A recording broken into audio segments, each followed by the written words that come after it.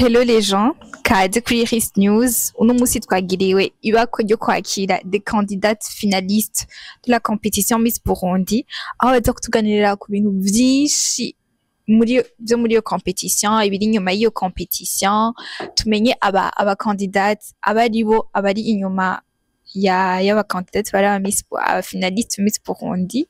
Kaze cane mumane natwe tumenyereho vyinshi. Karibu cane. Bon, ndashaka mwidondore, naguma ndabasabe mwidondore, hama muce munatubwira en même temps ikintu ukunda. Idina n'ikintu ukunda. Murakoze, bakunzi ba Iris News ndabaramukije. Hama je ku mazina ni Mugisha Jennifer. Hama nkunda ibintu bijanye na bien-être physique et mental, y compris sport, gufungura neza, kuruhuka, ibintu nk'ivyo. Tubwire ikintu kimwe ukunda. Kimwe? Ikintu ukunda. Okay.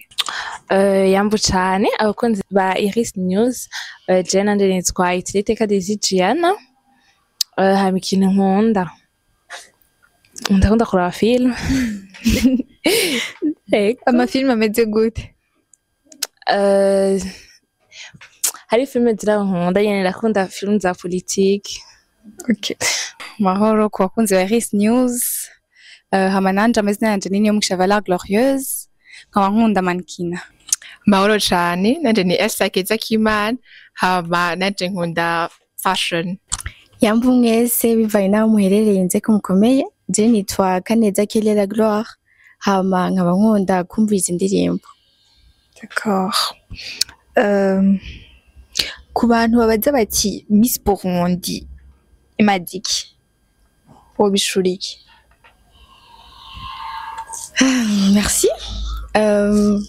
Kuri jewe Miss Burundi kandi nkuko twese ngaha tubizi, c'est une très grande plateforme ituma umuntu yimenyekanisha kandi aussi amenyekanisha n'ico afise muri we, bituma nyene yerekana icyo ashoboye aussi kandi ari ikintu gishobora kumuteza imbere. Ni plateforme, c'est une opportunité ishobora guteza imbere umenye ukuntu uyikoresha. D'accord. Donc rero Miss Burundi c'est n'ikintu uyikoresheje neza kigutuma utera imbere. Ego. D'accord. Kandi uranahakurira wigira ibintu byinshi, en tout cas muri développement personnel. Ego vraiment urakura, uriga ibintu byinshi, uramenya ibintu byinshi cyane. Nk'utuntu tubiri wamenyeye muri Miss Burundi utaruzi. Twaragize amaformation. Rero mu formation twarize ibintu byerekeye amaprojet, ngene ba gestion des projets, aussi n'ukuntu barondera amahera, financement. Jonye navyo narinzi, rero narabimenye. Tukiri aho nyene, ushobora kutubwira muri 30 secondes umugambi wawe? Ok, merci. Je umugambi wanje witwa Eclo Talent, werekeye aba jeune hamwe n'amatalent yabo. Rero nzogenda kurondera aba jeune bafise amatalent, hama ndabafashe kuyadevelopa hamwe no kupromotinga amatalent yabo kugira ashobore kubashikana kure, kandi iyo ngabire bafise muri bo ntibayitakaze ariko baguma bayikorera ko ari ikintu gishobora kubashikana kure. Elsa, umugambi wawe muri 30 secondes? Okay. Umugambi wanje nanje yitwa Tugire Part. Umugambi wanje werekeye gufasha abakobwa n'abagore bagendana ubumuga bw'ubuhumyi no kutumva mu kubaha une éducation kuri la santé mais aussi kuri womanhood. Hama après umugambi wanje nawone werekeye gukorera kuri skills training, ni gukorera ko kuvyo bafise muri bo kugira bashobore kuba eligible kuri marché. Donc bashobore kuba indépendante, bashobora kwikorera ivy'iwabo, kubera jewe ndizera yuko même si babaye apart from socially, genre babashise à part la société, barafise ico bashobora gutanga. So jewe ndizera muri yo potentiel yabo, rero niyo tugiye gushira ahagaragara muri Tugire Pads. D'accord. Merci. Hama nanje umugambi wanje nuwo gukingira ibidukikije, protection de l'environnement, ni agir pour la terre. Muri uwo mugambi nashaka ko umwe wese aba un acteur principal wa changement, bivanye n'ingene tubona igihugu cacu gisa, twese turabizi hanyuma nashimikiye hanini mu kuganura amaplastike ajya dusanga mu makanivo mu mabarabara no mu kuyahinguramwo amabrique écologique ego jewe nanje projet yanje niyo kuforma abajeune guforma no kugira un changement de mentalité ku bajeune bafise entre 18 et 30 ans ku vyerekeye leadership nasanze abajeune benshi tudafise la réelle définition leadership kandi tuzi yuko ari ikintu kiri gikenewe gose muri construction y'igihugu cacu aussi ntibizohagarikira aho gusa on va créer on va leur offrir des formations pratiques professionnelles ku vyerekeye les métiers numériques hama par après tugire une coopérative nabo bajeune tuzoba twaformye muri leadership bakagira nayo ma formation en métier numérique tugakrea iyo coopérative kugira ngo turonke tuzokwiyungunganya twese turi kumwe n'abo bajeune hama dushobore kuronka n'ikintu kiri perpétuel kizobandanya même après uyu mwaka wa 2025 et aussi duhejeje kugira iyo coopérative tuzogerageza ingene turaba ko twopromouvoir ama activité yacu kugira ngo dushobore kwimenyekanisha tumenyekanishe n'ivyo dukora. Murakoze.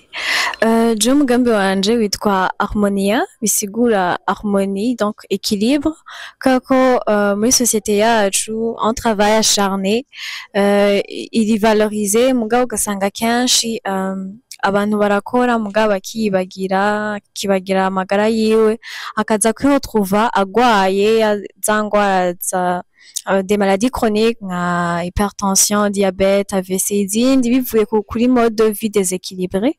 Donc izoba ari ugushiraho plateforme en ligne izoza iragira ama conseil en alimentation umuntu akafungura ibintu biri équilibré, activité physique, bien-être mental, ibintu nk'ivyo muga aussi nko ku bantu bigoye nko kuronka umwanya kubakorera tisane ni nk'icayi ashobora kwihereza dukoresheje ama plante ari local turafise mu gihugu cacu ama plante ari local ari fort nyene nk'ama antioxydants ashobora koza ibisukari ama graisse et tout donc guca nkora iyo tisane bashobora kwihereza ego kubera ko turabibona yuko kenshi mu kibano cacu dufungura ivyo kurya biri ultra transformé ama produits chimiques ni vyinshi or que bikoze ibintu vyinshi mu magara yacu atari vyiza ego niyo mpamvu dushaka kuvaloriser ayo ma plante. D'accord. Ok. On va faire un petit jeu. Turabe ko mudinanye entre vous. Nka Jennifer uvuge intara Valère aserukira na numero yiwe muri Miss Burundi. On dit projet yiwe intara. Essayez de deviner. Bujumbura Mairie. Na numéro vraiment. Ok. Diana essaie. Valère ni numéro 47.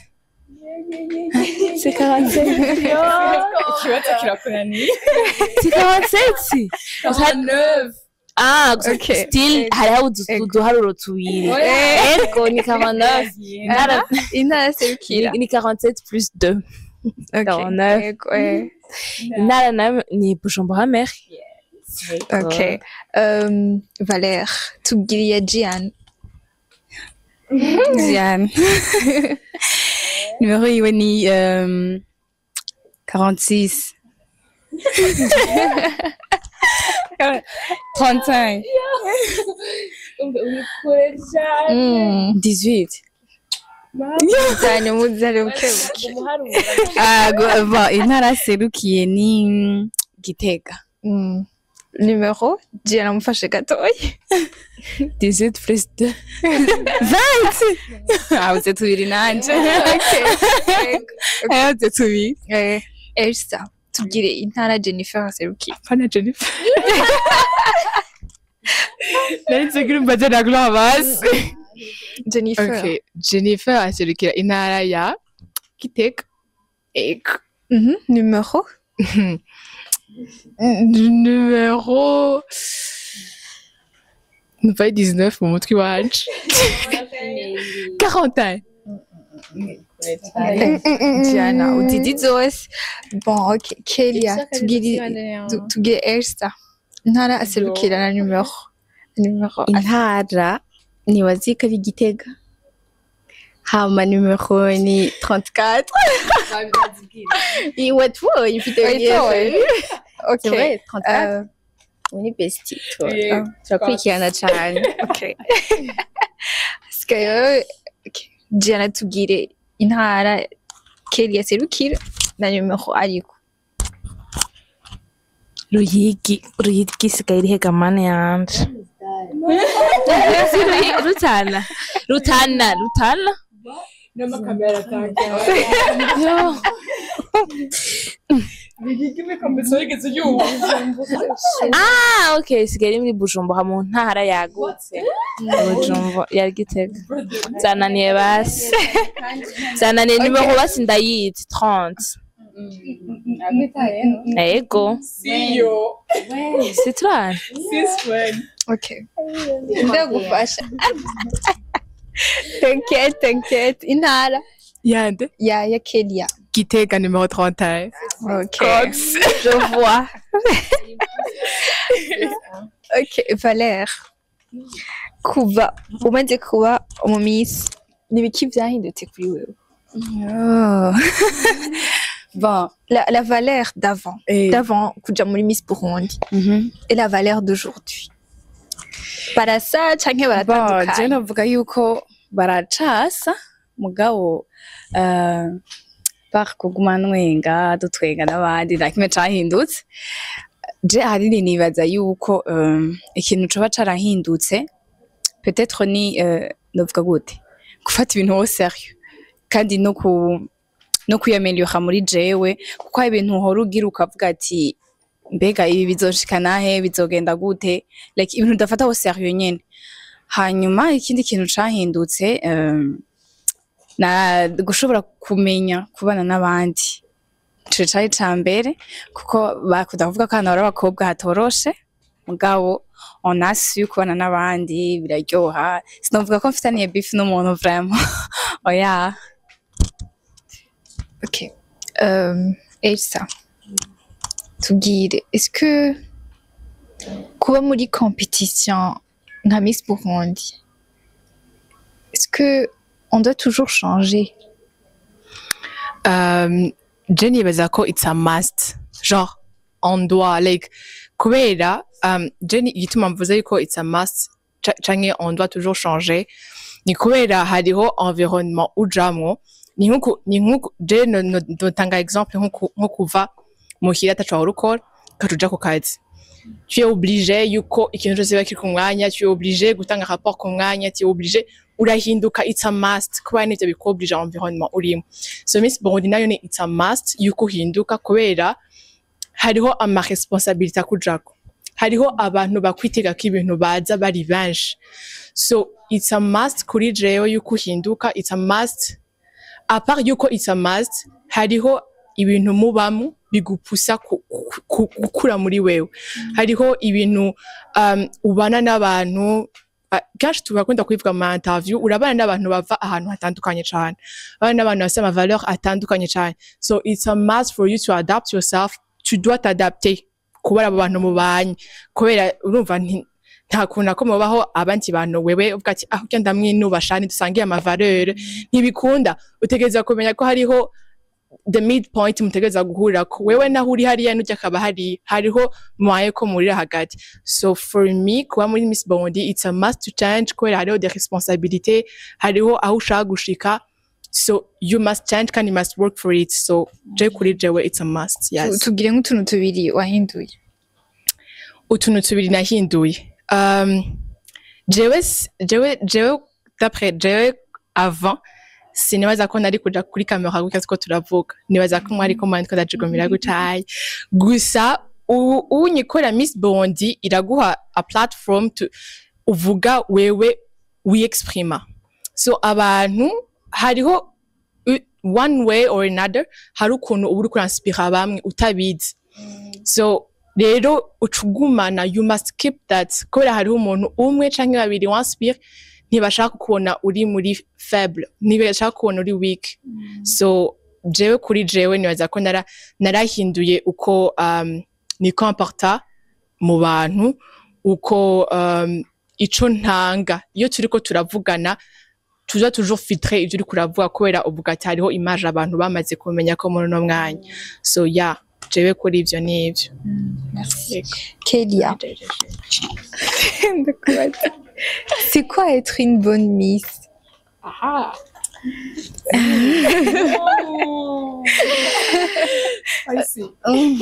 Ok, merci. Ok, kuri jewe être une bonne miss ni kuba une personne qui inspire. Kuba umuntu yanspire abandi like a light for others.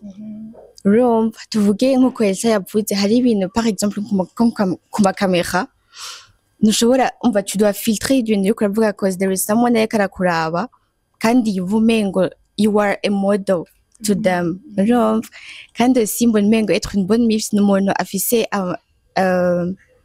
ari éduqué quand même uri umuntu nyene ugiye imbere y'abantu koresha ma manière like umuntu nyene ari éduqué en plus uri umuntu ari gucitegererezo umuntu ari humbled kandi ari like respectueuse werekene antuka nyene ingeso nziza nyene z'umurundi kazi nyene like you know une miss quoi agira adi like représenter igihugu cawe neza. Bon Jennifer tubwire 5 femmes qui t'inspirent dans la vie de tous les jours. Merci. Bon, d'abord, il y a ma grand-mère. Elle m'inspire kubera ko afise nk'urukundo ku bana biwe, ari caring. Aussi, il y a ma mère. Elle est une femme battante. Nyene elle est forte. Ukuntu nyene nakuze ndamubona, elle est responsable, donc elle m'inspire. Et puis, il y a moi aussi. C'est quoi toi? Bon, je m'inspire kubera ko nko muri ibintu turiyemwo donc hari igihe wisurpasse vraiment kumva ko jewe ça me dépasse ndi ngaha biri ngaha kuvuga ati basi ndabonye ko mfise potentiel muri jewe rero parfois je m'inspire parfois ndumva no kubwira ati bravo. La 4e tu la moi femme bon muri société umuntu wese yitwa ngo umukenyezi wigirako akwigisha ikintu. Son excellence première dame ndakunda ukuntu yambara hariho nk'igihe usanga ari nk'amakuru tellement bikandepasa simbona n'ibintu bariko baravuga gusa nkaba ndi muri kaveste karajanye ego elle aussi elle m'inspire kandi arakora ibintu bijanye nk'ivyo gufasha nk'abantu batishoboye abana ikivya bien-être mental narabonye ryari amapano donc ibintu vya bien-être mental kubitaho et elle m'inspire aussi uriya madame Bucumi Nkurunziza nawe nyene elle m'inspire ukuntu yari umu leader yari umu femme du président mugabo ukabona yuko arigisha ijambo ry'Imana ukabona ko elle est pas seulement dans la politique mugabo ko elle incarne aussi n'ama valeur de Christ donc ndakunda irya balance ndiko ndaba mu matano yanje ndiko ndaba muri business mugabo aussi ndiko ndabicitegererezo ndiko ndaba mu ambassadrice w'ijuru kw'isi donc elle aussi elle m'inspire. 5 wakwiye merci. Ok Diane. Parmi tous les coachs que vous avez, lequel t'a marqué le plus? Genre, twarabonye yuko murakurikirana des formations zitandukanye, en tout cas murahura n'abantu benshi babigisha babafasha et tout. Donc, ninde qui t'a beaucoup plus marqué par rapport aux autres? Bon, hariho abacoach, hari n'abaformateurs. Nuko ari benshi abasha kuvura ntibagira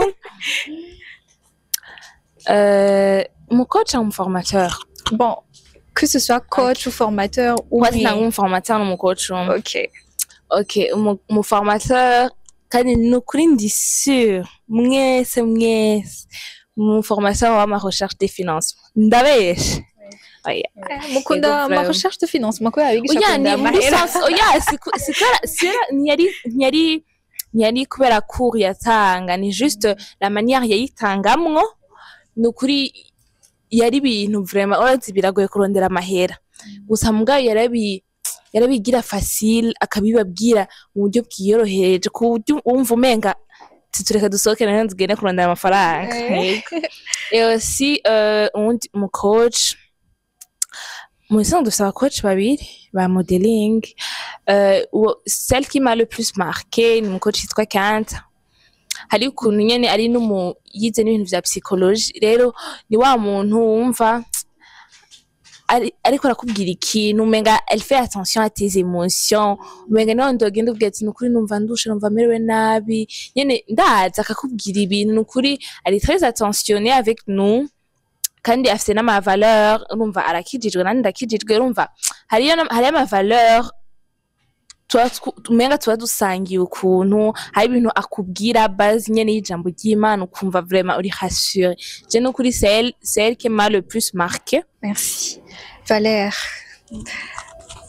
En tant que Miss muterera gute mu iterambere ry'igihugu? Ok.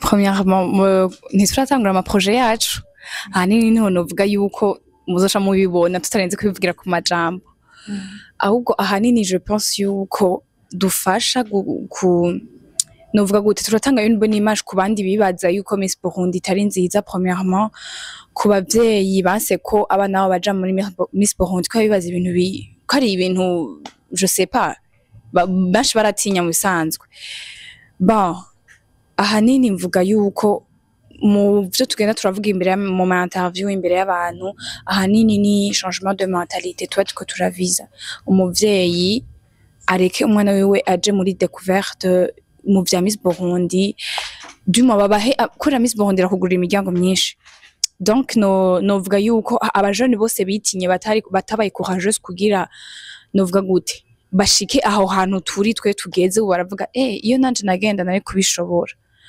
mugabo bagatinya donc ni message tuko turabaha babe courageuse nabonyene l'année prochaine irahari bazoza ari benshi ntibitinye n'abavyeyi babo bagende barabiboneraho yuko Miss Burundi uko kuntu tugenda turavuga ku ma platform ibintu yatwigishije ivyo twaciyemo vyiza imibano twagiraniye n'abandi babibone yuko atari ibintu bibi. Yes hama donc muterera mu iterambere ry'igihugu mu gufasha muri changement de mentalité. Ego niko novuga kuko ama projet yacu niyo twayatangura niho abantu tuzoja kubereka ibikorwa apana amajambo kuko abashi baravuze yuko mu bintu vya Miss Burundi turavuga mbwa ntidushikana donc sinoja kuvuga yuko ubu hari ico tuko turaterera ahubwo turi mu myiteguro kugira tuzobazanira ikintu gifashe muzovyibonereho ku buryo muvuga ati bariko baraterera mu iterambere ry'igihugu. Ego Elsa ndafite ibintu bitatu shaka ko untondekera kuva kuri 1 2 3. Okay. Mu ma raison yagutumye uja muri Miss Burundi shaka untondekere ibintu bitatu. Popularité imodoka amafaranga canke juste ko wabonye uri mwiza ntondekera plutôt ni 4. Hama nawe ta raison n'imwe muri izo ziri iri. Non, oya forcément. Oya gare. Oya, au fait hari igihe yo basi kaba kariyo. Mugabo basi sinavuze ngo kari ukwa. Mugabo quand même bishobora kuba birimwo. Carrément. Reka mbanze mvuge kwanza. Okay. Kora ngaho wo bunjanira nice. Sinshaka kuvuga unjanira nice. First of all, popularité stare. Okay, is there mugabo c'est pas une raison igutuma uja muri Miss Burundi. Kora Miss Burundi it's beyond. Miss Burundi nugukura sukuboneka suko jewe Elsa kuba mwiza ashobora kuba mwiza twese ngaho tubona turi beza niba twatamuntu bibaza ko ari mubi kandi dusohotse najya kwibarabara nta muntu ubibabwira ngo je ndi mubi cyane bikunda mugabo still jewe sinibaza ko yari raison muri jewe yo kuvuga ngo ndagiye muri Miss Burundi kuko ndi mwiza ko à la fin de la journée Miss Burundi yavuga ati ni umukobwa w'imico n'akaranga aciye ubwenge mwiza kurusha abandi aserukira abarundi kazi mugabo arabaserukira mugabo ntaguserukira muri nk'ubu unye twosanga Valère yarabaye Miss Burundi muri amakandidate twari dufise kuva mu ma audition 108 yes for sure yaratweretse ibintu vyiza peut-être yatubereye exemple peut-être muri comportement tuye muri leader peut-être yazanye projet nziza mugabo at the end zo kuvuga ngo niwe mwiza cyane kurusha bino vyiza byose mubona ngaho mugabo uradi yuko hariho abantu bareka kwiyandikisha muri Miss Burundi ko bavuga ati ntituri beza mugabo kuba mwiza no kutaba mwiza ayo nama insecurities so mu mwanya jewe iyo insecurity ntayifise c'est pas parce que nari mubi mugabo niko iyo insecurity ntayo je mfise nibaza yuko mu gutanga ajya ma raison ntiyavuze yuko ari yatumye wiyandikisha ana ari munsi gusa ni iri munsi kurusha izindi zitarimo n'izahe okay ntondekera basi muri popularité amahera imodoka ko uri mwiza ikitarimo nuko ndashaka ngloba ivyo byose nkashitabiga kuri point ya nyuma okay it's okay mugabo style aza kwitondekera mugabo aza kwitondeka kuri sincèrement parlant oya ni kubera sinshaka mujanira so sincèrement parlant kuri jewe mvuze ibintu biri honest nibaza ko ayo ari amapoint yanje ya nyuma so ndayangloba muri cercle imwe for the last point so I won't be able to say ngo ni kicambere nchaka bindi kitakatatu mugabo mashaka kwaza abandi twumve nabyo bavuga ego Kelia sincèrement je comprends uko kono wishuye kandi it's clear like ashobora kuba yaraje kubera ko the voice kuri aba bigeme baba handicap like umva ça comptait beaucoup plus akababona kumva oh my god I need to do something in their lives rakaje yumva ngaho mubwiye amahera but umenga inje cyambere campushize bari kurondera ibindi bintu shiramo okay merci okay tubwire à part ibimvuze tuhe ama raison ane yagutumye uja muri competition ya Miss Burundi malgré peut-être quoi bouti choix gutorwa ou quelque chose comme ça tu dis 4 raisons zagutumye ujayo ego merci mugabo imbere yuko nishobora kwica iyo question nagira clarify gatoya kujya turiko turayivuga iyo turi ku makamera hari umuntu umwe canke babiri bashobora gukora ino interview bakabatushe right so niyo nagenda kuvuga yuko hariho icambere novuga amahera yanjanye muri competition ubundi ko ndaspira kuza muri Miss Burundi she will never win kubera she's looking up on ntazosinda kubera afise mind ku mahera afise mind kuri popularité sico kikuzaniye muri Miss Burundi muri Miss Burundi hariho impact ikuzanye ikuri muri wewe ça l'impact au fait c'est ça alors ma formation twagize dernièrement avec monsieur Dieudonné ari kuri leadership yatubwiye ati en fait avuga ati lui yavuga ati muri we kuba warabaye successful mu buzima c'est pas kubera waronse amahera menshi c'est pas kubera wagize inzu nziza nyinshi c'est pas kubera wagize imiduga myiza myinshi mugabo ni kubera hariho umuntu wo kumusaga yabonye ino interview yawe aravuga ati je nahinduye ubuzima kubera wewe jewe ivyo wavuze byaranshikanye ngaho so jewe rero comme muno mwanya ndi mu finaliste je peut-être icitegerezo kuri kanaka na kanaka kumubwira ko yoza muri Miss Burundi kubera popularité no bandi ko ndamubesha ko yoza muri Miss Burundi kubera amahera kubera umuduga no bandi ko ndamubesha so that's why I wouldn't like kwishura kibazo nyaza ko mwantahuye c'est question imwe mugabo nza kubabaza mwese iyo question ni turi le 25 non le 25 harenganye turi le 26 wabaye élu Miss Burundi 2025 tugire deux choses uzokora uwo munsi ibintu bibiri vya mbere uzokora ubwo uti uno munsi ni le 26 naronse imodoka naronse amahera vya bindi vyose yama honneur yama privilège yose ya Miss Burundi ndafise qu'est-ce que tu vas faire le 26 wodindra ukora iki umunyeshuri bankubere kwiteka bibiri uzotangurira ko gukora wotangurira ko gukora ikintu biryovana wese n'ukuntu babinkundiye cause wabaye miss I feel like wamaze kuba nka organisation bigufitiye ko ibintu maze iyo bamaze yaraguteguriye personnellement par exemple uvuga uti okay nzovyuka hama nkora iki après nkora iki bien sûr byovana aussi n'ivyo banteguriye le 26 mais nimba di dispo bamaye nk'umunsi wanje wo kuruhuka je noruhuka vraiment cause iyo miss Burundi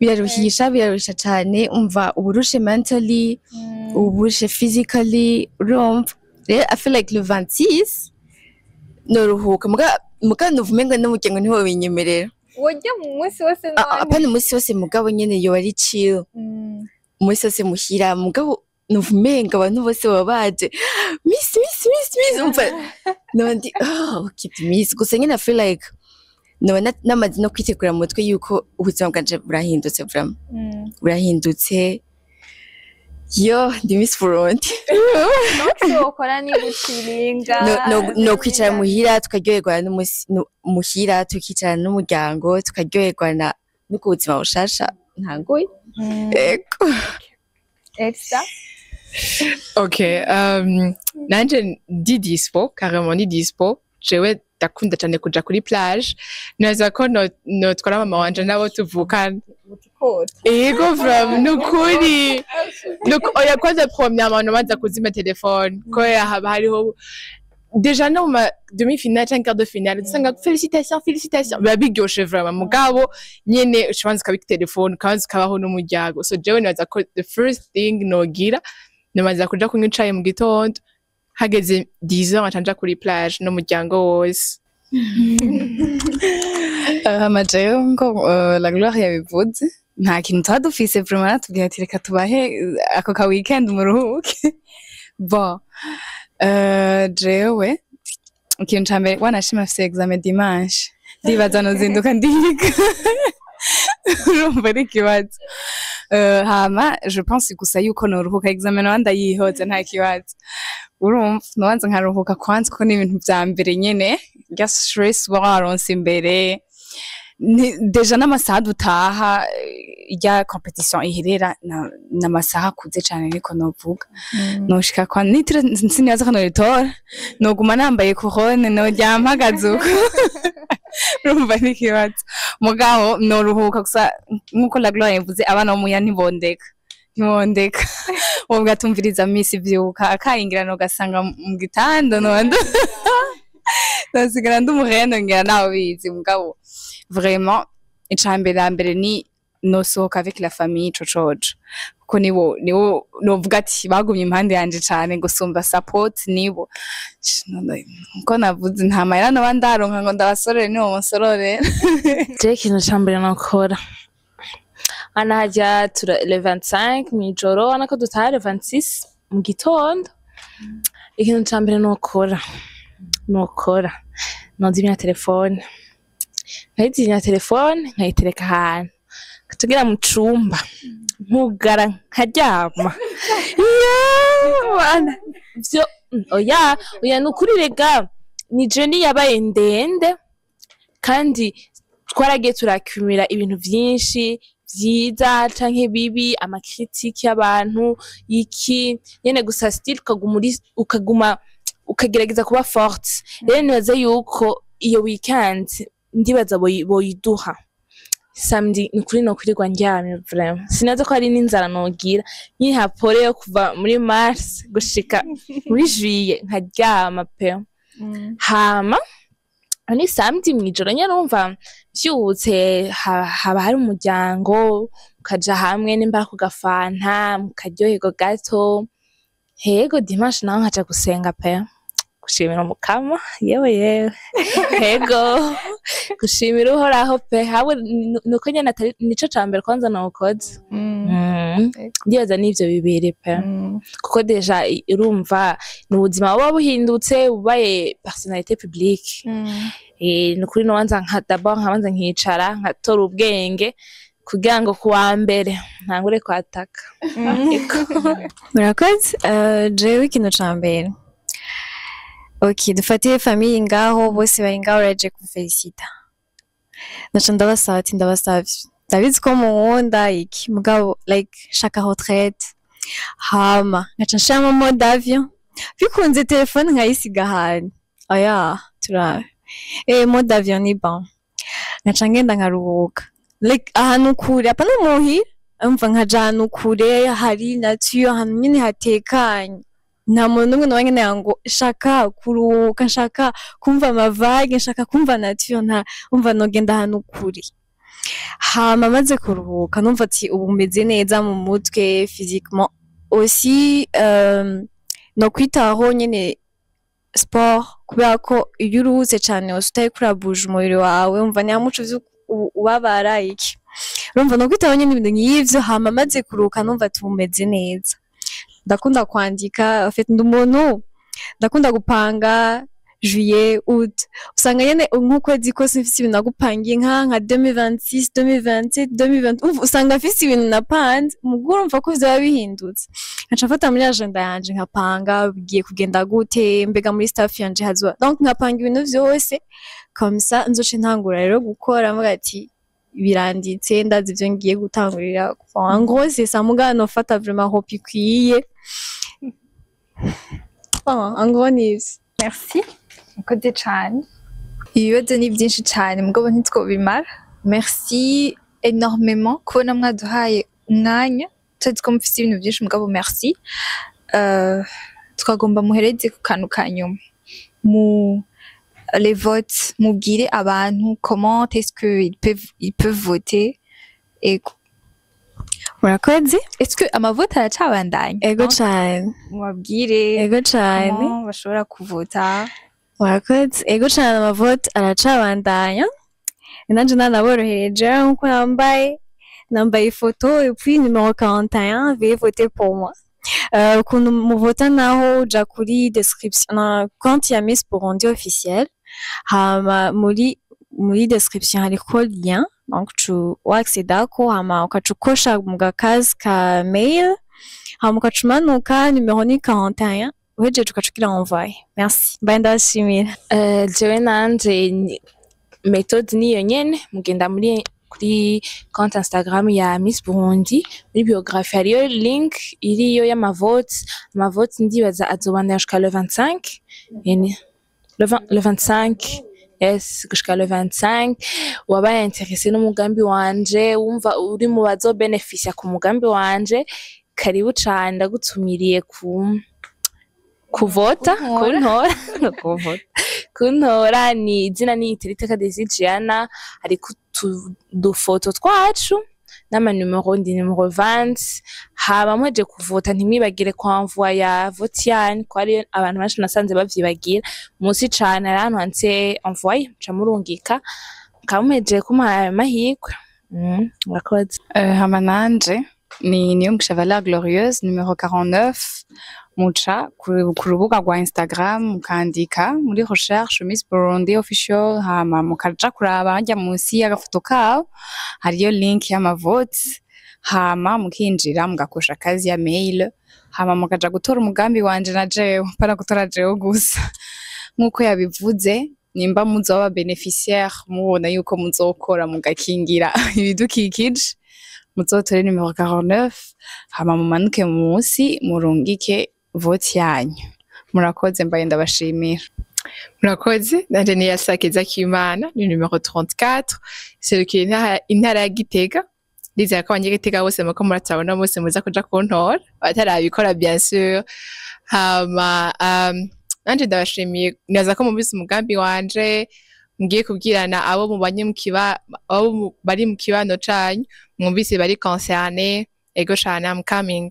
Merci beaucoup. Alors nanje nitwa Kaneza Kile la Gloire serukiye intara ya Gitega gusa muri commune Karusi rero kandi numero 31 rero ba jeune mwese mufite ingabire mushaka kudevelopa no kuba promoted karibu muntore ni the same process Miss Burundi account yo kuri Instagram hama mwinjire muri biographie yabo murabona link mwinjire mutore mwinjizemo email yanyu hama murabona ifoto yanje hama muce mugira muvoye mais aussi nanje navyoroheje jewe rya link narishize muri biographie yanje kuri account ya Instagram nitwa Kakelia so nawe nimashaka kwisanga merci